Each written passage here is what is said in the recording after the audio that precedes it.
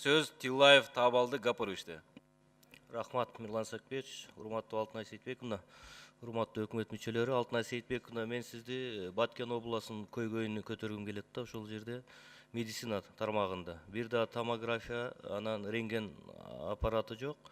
Андан бүгүн эртең менен мага биздин бир карындашыбыз келди, ошо Баткен облусунан ыйлап, апасы ушул жерде гемодиализ аппаратында алып атыптыр да. Баткен облусунда бир да гемодиализ аппараты жок экен да. Эми билесиз да, 1000 километр. Лейлек району 1100 километр алыста жайгашкан. Анан жашоо шарты өтө кыйын. Ал жерде миграция, чек ара маселеси. Ошон үчүн мен сиздерден депутат катары талап кылат элем, ушул маселени гемодиализди чечүүбүз. Качан чечебиз, Космошук Сариевич? Урматтуу Табалды Гапарович, гемодиализ боюнча азыр бизде бекер жана жеңилдетилген эки эмеси бар, методыч. Анан бекер боюнча азыр бизде только бул Жок, Баткен областында аппарат жок экен. Качан коесуз? азыр гемодиализ азыр биз бул быйыл октябрда Жалал Абадтагы ошо ГЧПга берип атабыз. Ошол жактан дагы аппараттар бошойт да. Көчө ошондо тиги комитеттен айтышып, ошол жагын карап туруп азыр чечкенге аракет кылабыз аяккачы. Просто баягы бул негизи деңгээл аябай кымбат, анан специалисттер да жок. Мен да ошо жакын арада өзүм барып келем. Анан ошол жерден карап туруп, ушул аймакта ошо карап көрөбүз да, кандай ошо чечүүнүн аракетин кылып, биздин фонд ОМС менен чогуу. 29 киши деп атат, бирок анын ичинен диализ алгандар азыраак экен да, ошонун баарын тактап туруп, мындай каржылоо маселеси да бул жерде кыйын да.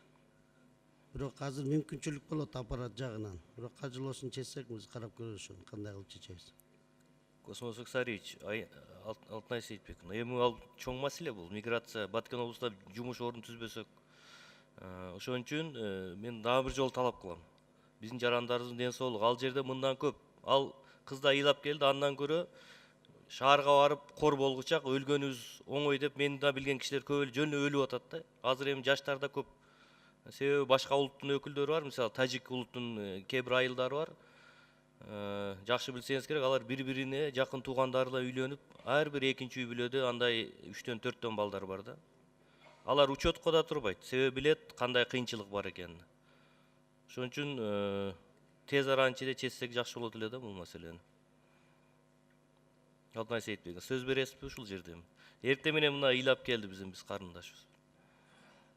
Ар бир район, Лейлек району 1100 километр. Лейлек районунун столицага, борборуна жетиш үчүн 150-100 километр жүрүш керек. Толуу аймактардан. Облус боюнча бир да аппарат жок экен. Табалды Гапарович, маалымат беребиз толугу менен качан ошол маселени чечебиз. Азыр бардык эмелерди карап чыгып туруп. Себеби бул жерде эми акчанын аяштын кереги жок го дейм. Чек арада болуп аткан маселелерди көрүп атасыздар. Жана министр айтып кеткендей эки жолу бар, жана бюджеттик, анан жана ГЧП аркылуу вот фонд менен биз болсо эки вариантын карап чыгалык. Ошонун мүмкүнчүлүк болсо батыраак чечип берсеңиздер. Рахмат. Рахмат, кезектеги